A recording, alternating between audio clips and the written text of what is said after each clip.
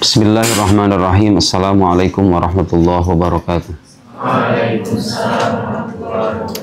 Alhamdulillah wassalatu wassalam ala habibina wa syafi'ina rasulillah wa ala alihi wa sahbihi wa man walah wa taba'a hudah wa ba'd. Allahumma akhrijna min dhulumatil wahm wa akrimna binuril fahm waftah alayna bima'rifatil ilm وسهل أخلاقنا بالحلم واجعلنا ممن يستمعون القول فيتبعون أحسنه سبحانك لا علم لنا إلا ما علمتنا إنك أنت العليم الحكيم ولا حول ولا قوة إلا بالله العلي العظيم اللهم علمنا ما ينفعنا وزدنا علما وبعد كيف حالكم؟ ماذا درسنا الآن؟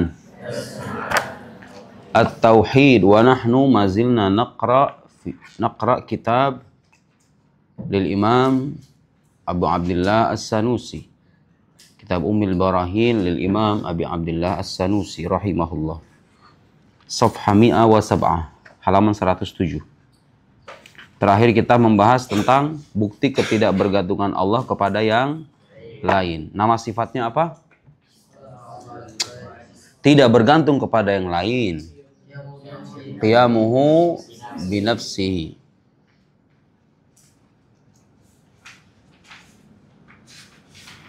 Qiyamuhu binafsi itu artinya Allah itu berada dengan dirinya sendiri, tidak bergantung kepada yang alasannya, karena kalau Allah bergantung kepada yang lain, ima dia menjadi sifat dan itu mustahil, atau dia butuh kepada mukhassis, itu juga mustahil. Karena kalau Allah butuh kepada mukhassis, maka pada akhirnya dia menjadi sesuatu yang baru atau hadis. Nih, buku ini butuh kepada mukhassis. Lihat. Ini ukurannya A5. Bisa aja dia ukuran B5 yang agak gede kayak gini nih. Bisa dia begini. Bisa juga dia lebih kecil dari ini. Buku saku. Segede gini. Semuanya itu mungkin. Ketika terkhususkan satu pilihan, ukuran begini, berarti ada yang mengkhusus. Dia sesuatu yang baru atau bukan? Baru. Dia diadakan. Jadi keberadaannya sebagai buku dengan ukuran A5 itu ada awalnya. Ada yang mengkhususkan. Segala sesuatu yang butuh kepada pengkhusus itu adalah sesuatu yang baru. Karena Allah itu qadim dalam arti tidak bermula, berarti dia tidak butuh kepada mukhassis. Remote AC-nya mana? Kurang dingin itu, Nok, ambil Nok. Sebelah sana. Kalau nggak di kamar saya. Sekarang kita akan masuk ke dalam pembahasan setelah qiyamuhu binafsihi, berarti sifat apa namanya? Wahdaniyah. Ini paling pokok dalam agama Islam karena dalam syahadat kita bersaksi bahwa tiada Tuhan selain Allah, bersaksi akan keesaan Allah. Kalau ada orang nanya apa buktinya Allah itu esa? Kenapa Allah itu nggak 2 aja? Kenapa nggak 3? Kenapa nggak 4? Kenapa harus 1? Kenapa Allah itu harus esa? Sekarang kita akan sampaikan jawabannya.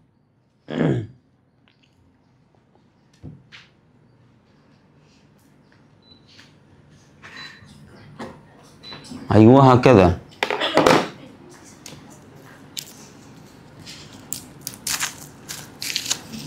Kenapa Allah itu harus esa? Jawabannya sebagai berikut. Lihat, Nok. Kata Imam Sanusi, halaman berapa? Setelah 107 halaman berapa? 110. Lihat. Halaman 110. Kita baca penjelasan Imam Sanusi terlebih dulu. Sebelum kita sederhanakan. Amma burhanu wujubil wahdaniyah lahu ta'ala. Adapun bukti keniscayaan sifat esa bagi Allah subhanahu wa ta'ala ialah. Fali annahu laulam yakun wahidan. Kalau dia tidak esa. Lazima alla yujad syai'un minal alam. Maka konsekuensinya tidak akan ada sesuatu di alam semesta. Liluzumi ajzihi hina idin. Karena kalau Tuhan itu ada banyak, konsekuensinya Tuhan itu lemah. Kalau Tuhan lemah, gak ada kan sesuatu di alam semesta. Sekarang apa hubungan antara Allah berbilang dengan kelemahan kemudian ketiadaan alam? Lihat sini nih. Allah itu esa. Ini ajaran Islam. Ajaran yang mengatakan Tuhan Esa itu namanya ajaran tauhid. Jadi ini jantung ajaran Islam ya. Kamu nggak akan sah keimanan kamu sebelum mengatakan Allah itu esa, tidak berbilang. Ada orang mengatakan Tuhan dua, berarti dia batal keislamannya. Paham? Jadi ajaran tauhid itu merupakan inti dari ajaran Islam, karena itu harus kita pahami dengan baik. Kalau ada orang bilang, kenapa Tuhan itu harus satu? Kenapa nggak dua? Kenapa nggak lebih dari satu? Jawabannya perhatikan. Jadi ajaran tauhid. Sekarang andai misalnya Allah itu berbilang, Tuhan itu banyak. Katakan ada dua. Lihat sini. Kata Imam Sanusi kan apa? Kalau Allah itu berbilang, maka konsekuensinya Tuhan itu lemah. Ketika Tuhan lemah, maka tidak ada alam semesta. Tuh, begini nih logika yang dibangun. Kalau Allah itu berbilang, katakanlah ada dua, nggak usah banyak-banyak. Kalau seandainya Tuhan itu ada dua, konsekuensinya Tuhan itu lemah. Ketika Tuhan terbukti lemah, maka nggak akan ada alam semesta. Sekarang ada nggak alam semesta? Karena alam semesta ini sekarang ada, maka berarti ini tertolak. Keberbilangan ini tertolak. Kalau keberbilangan sudah tertolak, berarti yang tersisa apa? Keesaan. Inilah yang kita maksud. Lihat sini. Apa hubungannya antara keberbilangan Allah dengan kelemahan? Sekarang misalnya ini sebagai upaya memudahkan ya. Lihat sini. Ini A dengan B. Anggap misalnya ada Tuhan, ada dua. Lihat. Ini alam. Yang dua Tuhan ini ada dua kemungkinan. Ima bersepakat atau berselisih, ya nggak? Ya kan? Seandainya ada Tuhan nih, ada dua Tuhan. Dua Tuhan ini ima dia bersepakat atau berbeda pendapat. Sekarang kita ambil yang kesepakatan dulu. Tuhan ini bersepakat. Tuhan A bersepakat mengadakan alam. Tuhan B bersepakat mengadakan alam. Tapi bagi tugas. Tuhan yang satu mengadakan separuh alam. Tuhan yang satu lagi mengadakan separuh alam. Katakanlah ini bagian utara, ini bagian selatan. Atau ini katakan separuh buminya lagi Tuhan yang lain. Tuhan A mengadakan separuh bumi, ini separuh bumi yang lain. Apa konsekuensinya? Lemah kenapa? Keterbatasan, bagus. Tuhan A ini gak bisa menguasai ciptaannya Tuhan B, ya nggak? Tuhan B gak bisa menguasai ciptaannya Tuhan A, ya nggak? Nah, kalau sudah lemah, kalau sudah punya kelemahan begini, alam ini nggak akan pernah ada seperti yang kita saksikan sekarang. Itu kalau bersepakat. Oke, sekarang bersepakat sama-sama mengadakan alam. Tapi, yang diadakan oleh si A ini, diadakan juga oleh si B. Misalnya begini, yang A ini mengadakan makhluk namanya okta. Terus yang B ini juga mengadakan okta. Berguna nggak kira-kira itu? Kan oktanya udah ada, ya nggak? Ngapain diadain lagi, ya nggak? Dan itu namanya, nih dengerin, ada istilah namanya tahsilul hasil. Ingat ini istilahnya baik-baik ya. Tahsilul hasil, menghasilkan sesuatu yang sudah ada gitu loh. Yang sudah tercipta. Misalnya begini, Tuhan A sudah menciptakan bumi. Terus Tuhan B ngapain nanti? Menciptakan bumi lagi? Itu namanya mustahil, itu namanya menghasilkan sesuatu yang sudah sesuatu yang sudah ada nggak usah diadain lagi, ya nggak? Padahal apa yang terjadi? Tuhan B ini nganggur, ya kan? Paham? Kalau nganggur lemah apa kuat kira-kira? Kalau sudah lemah berarti tidak akan ada alam semesta, ya kan? Oke. Sekarang itu kalau bersepakat. Kalau misalnya berselisih gimana? Oke, Tuhan yang A pengen bumi ini ada. Tuhan yang B pengen bumi ini nggak ada. Ternyata yang terwujud kehendaknya adalah Tuhan yang A. Apa yang terjadi ketika itu? Tuhan B menjadi sosok yang lemah. Kenapa? Karena kehendaknya tidak terwujud. Karena ini dua Tuhan tadi kita katakan sama-sama Tuhan. Kalau dia lemah, ya dia juga lemah berarti kan? Dia lemah, ya dia juga lemah. Kalau seandainya Tuhan A itu mengadakan alam, mengadakan bumi lah katakan misalnya, mengadakan bumi, Tuhan yang B nggak mau bumi itu ada, berarti yang kehendaknya terwujud cuma satu doang. Yang ini berarti tidak menjadi Tuhan. Kenapa? Karena dia lemah, kehendaknya tidak berhubung tadi kita katakan ini sama-sama Tuhan, ya kalau dia lemah, dia kan semisal dengan ini nih. Karena dia lemah, berarti ini juga lemah. Kalau dua-duanya lemah, ya nggak bakal ada alam semesta. Paham? Itu kalau berselisih. Walhasil kalau Tuhan itu ada dua, apalagi lebih, nggak akan tercipta keteraturan di alam semesta. Yang satu pengen ini, yang satu pengen ini. Terus kalau terwujud salah satu di antara dua Tuhan itu kehendaknya, yang lain nggak jadi Tuhan, ya kan? Karena itu lebih masuk akal kita mengatakan bahwa Tuhan itu hanya ada satu. Karena kalau seandainya Tuhan itu berbilang, maka nanti akan ada kelemahan. Tuhan itu menjadi sosok yang lemah. Kekuasaannya tidak mutlak. Yang satu pengen Darul Arham itu ada. Yang satu tidak berkehendak Darul Arham itu ada. Beda pendapat. Ketika terjadi perbedaan pendapat, apa yang terjadi? Tuhan yang kehendaknya tidak terwujud menjadi sosok yang lemah. Sebenarnya ada penjelasan panjang lebar ya. Cuma karena orang segede kamu cepat pusing, saya kasih permisalan yang gampang aja. Itu gampang kan? Lebih gampang kan?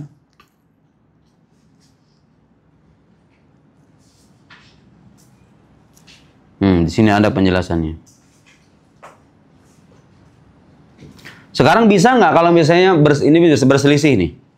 Tadi kan kalau misalnya berselisih, dia pengen yang satu ada alam, yang satu pengen nggak ada. Terus yang terwujud kehendaknya itu salah satu, yaitu yang A. Berarti yang B lemah, ya nggak? Yang B lemah, si A yang A juga semisal dengan B, berarti dia sama-sama lemah. Bagaimana sekarang kalau misalnya dua-duanya kehendaknya terwujud? Nih lihat nih. Yang A pengen alam ini ada, yang B pengen alam itu nggak ada.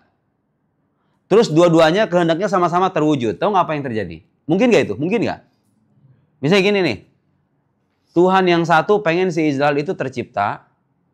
Tuhan yang kedua pengen si Israel tidak tercipta. Dan keinginan keduanya terwujud. Bisa nggak? Bisa nggak? Bisa? Error. Bisa nggak itu? Ya nggak bisa lah. Gimana ceritanya Israel dibilang ada sekaligus nggak ada? Mungkin nggak itu? Pada akhirnya Israel ada nggak itu kira-kira? Kagak ada. Itu namanya ijtima'un naqidain. Jadi berkumpulnya dua hal yang kontradiktif. Gak bisa tuh dibilang alam ini ada sekaligus tidak ada. Itu Tuhan yang A kan pengen alam ini ada. Tuhan yang B pengen alam ini gak ada. Gak bisa tuh digabungin ada dan tidak ada. Gak mungkin kan? Menurut akal sehat gak mungkin. Terus kalau terwujud salah satu, yang lain gak terwujud, ya berarti yang lain bukan Tuhan. Lemah dong pada akhirnya. Sosok yang lemah tidak mungkin bisa menciptakan alam. Jadi kalau terbukti Tuhan yang satu lemah, maka yang lainnya juga kita katakan lemah. Karena kan kita sama-sama kan sebagai Tuhan. Tuhan yang semisal, ada dua tadi.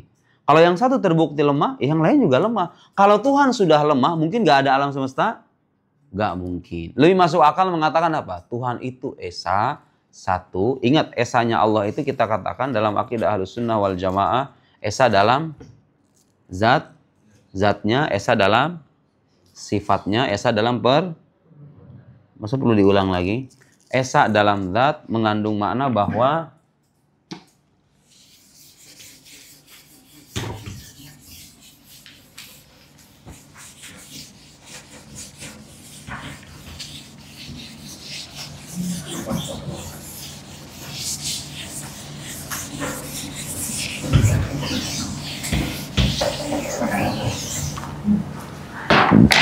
nih, meyakini keesaan Allah itu menafikan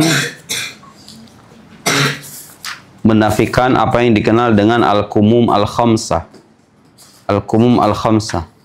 Ada istilah kamuttasil fi dzat, kamunfasil fi dzat, kamuttasil fi sifat, kamunfasil fi sifat, kamunfasil fil af'al.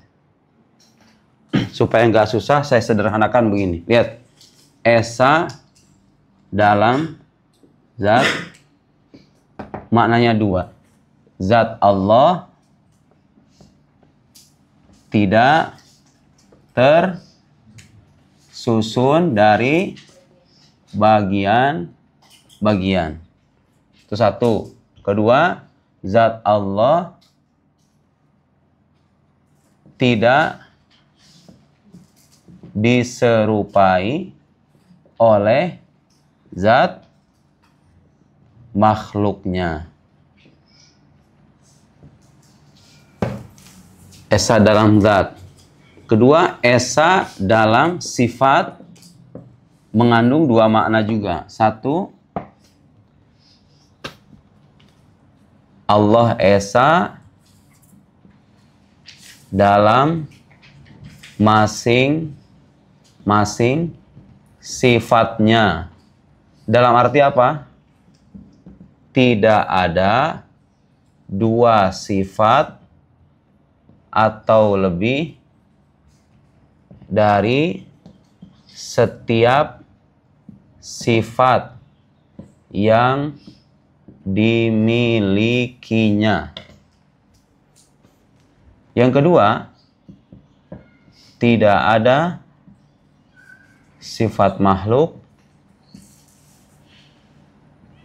yang sama dengan sifat Allah. Ketiga, ada esa dalam perbuatan. Esa dalam perbuatan. Esa dalam perbuatan maksudnya apa? Semua perbuatan dan kejadian di alam semesta itu diciptakan oleh Allah Subhanahu wa Ta'ala. Nih, ingat ini baik-baik ya. Jangan tidak paham, kamu nggak bisa begini. Tiap hari diajarin ilmu tauhid, harus tahu, harus sudah melotok. Inilah yang membedakan agama kita dengan agama-agama lain. Dalam Islam, konsep keesaan itu diajarkan sedemikian ketat. Allah itu esa, perhatikan dulu penjelasan saya.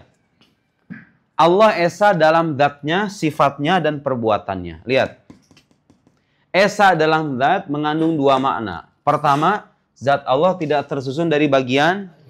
Gak bisa dibilang Allah punya tangan, punya kaki, punya mata, punya telinga. Karena itu adalah bagian-bagian. Dan Allah tersucikan dari keterbagian.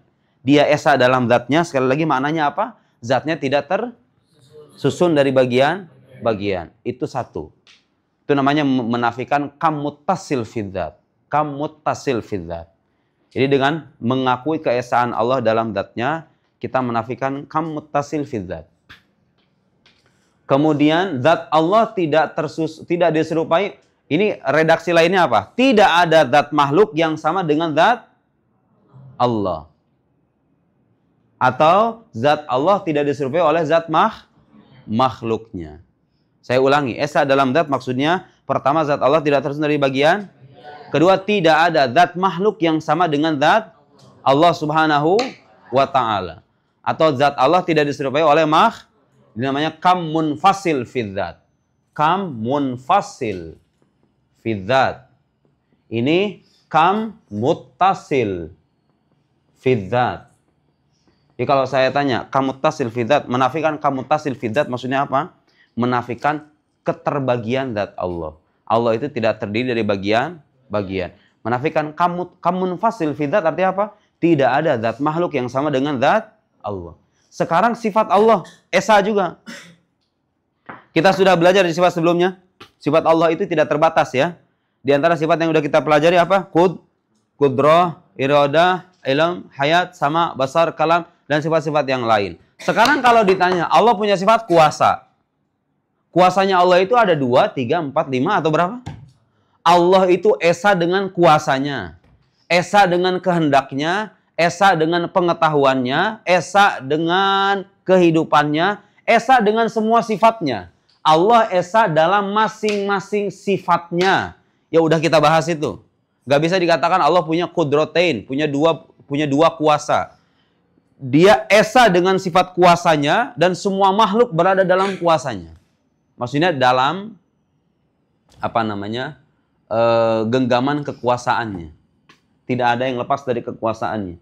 Tidak ada dua sifat atau lebih dari setiap sifat yang dimilikinya. Jadi kalau dikatakan punya sifat namanya iradah. Tidak bisa kita katakan Allah punya dua iradah, Allah punya tiga iradah. Dia esa dengan sifat kehendaknya. Dia esa dengan kuasanya. Sifat kehendak itu apa? Sifat yang dengannya Allah mengkhusus. Kalau sifat-sifat kudrah, sifat yang dengannya Allah mengadakan dan meniadakan. Paham ya? Kemudian itu namanya kam muttasil fis sifat. Kam menafikan kam muttasil fis sifat. Kemudian tidak ada sifat makhluk yang sama dengan sifat Allah. Berarti ini kam munfasil fis sifat. Menafikan kam. Tidak ada sifat makhluk yang sama dengan sifat. Makhluk punya kasih sayang, Allah punya kasih sayang. Tapi sama atau enggak? Beda. Karena Allah esa dalam sifat. Allah esa dalam sifatnya menafikan kam muttasil dengan kam munfasil. Kam muttasil fis sifat maksudnya apa? Allah esa dalam setiap sifatnya. Jadi kita menafikan keberbilangan. Kita menafikan keberbilangan dari setiap sifatnya yang dimilikinya. Kemudian yang kedua, tidak ada sifat makhluk yang serupa dengan sifat Allah. Yang ketiga, esa dalam perbuatan. Nah ini penting. Orang muslim harus percaya bahwa semua perbuatan kejadian. Sekarang, saya menggerakkan tangan. Saya menggerakkan lidah. Saya melangkahkan kaki. Saya melakukan ibadah, kadang-kadang melakukan dosa, ada orang berbuat taat, ada orang berbuat maksiat. Berdasarkan akidah keesaan Allah, maka kita harus katakan bahwa semua perbuatan, semua kejadian, itu diciptakan oleh Allah Subhanahu, mau itu yang baik, mau itu yang buruk. Tapi ingat, keterciptaan sesuatu yang baik, dan sesuatu yang buruk tidak menafikan peranan manusia. Kalau sekarang ada orang membunuh, ada orang membangun masjid. Membangun masjid perbuatan taat, membunuh manusia perbuatan terlaknat. Masing-masing kedua orang ini punya kebebasan memilih nggak, Nok? Punya kebebasan memilih nggak? Punya kebebasan memilih. Karena adanya kebebasan memilih itu, maka dia akan dimintai bertanggung jawab. Tapi kalau ditanya, siapa yang menciptakan semua perbuatan itu? Jawabannya, Allah menciptakan, manusia mengupayakan. Yang satu mengupayakan perbuatan buruk, Allah ciptakan. Yang satu mengupayakan perbuatan baik, Allah ciptakan juga. Dia kasih kita kebebasan sebagai bentuk keadilan untuk makhluk-makhluknya. Dikasih kebebasan. Yang mau taat-taat, yang mau maksiat-maksiat, semua akan menerima balasan. Tapi kita harus percaya bahwa Allah tidak punya sekutu dalam perbuatannya. Dia menciptakan sesuatu, segala sesuatu dengan kuasanya yang bersifat mutlak. Jadi kita tidak bersekutu dengan Allah dalam melahirkan perbuatan. Kita hanya mengupayakan saja. Nah, kalau dalam perbuatan itu hanya menafikan kam munfasil. Kam munfasil fil af'al. Kamun fasil fil af'al. Jadi nanti penjelasan lebih rincinya di akidah level menengah. Ini level pemula, cukup pengenalan aja. Dengan meyakini keesaan Allah, maka kita menafikan 5 kam. Ini yang disebut dengan al-kumum al-khamsah. 5 kam. 5 keberbilangan. 5 kuantitas. Kam itu secara kebahasaan, tarlah nanti penjelasannya nanti di kitab akidah level menengah. Pertama, kam muttasil fidzat, artinya menafikan apa ini kita? Menafikan ketersusunan dan keterbagian dalam zat Allah Subhanahu wa Ta'ala. Kedua, kam munfasil fidzat, kita menafikan apa ini? Keserupaan zat Allah dengan zat makhluk. Bahwa tidak ada zat makhluk yang serupa dengan zatnya. Kemudian yang kedua, kam muttasil fis sifat. Kita menafikan apa ini? Keberbilangan dari masing-masing sifat. Bahwa Allah itu esa dengan sifatnya. Kita menafikan kam muttasil fis sifat. Kemudian yang kedua, kita menafikan adanya sifat makhluk yang sama dengan sifat Allah. Itu kam munfasil fis sifat. Yang terakhir, kam munfasil fil af'al. kita menafikan adanya sekutu. Sekutu itu kawan bagi Tuhan, bagi Allah Subhanahu wa taala dalam melahirkan perbuatan dan kejadian-kejadian. Walhasil semua kejadian, semua perbuatan yang ada di alam semesta itu diciptakan oleh Allah Subhanahu wa taala.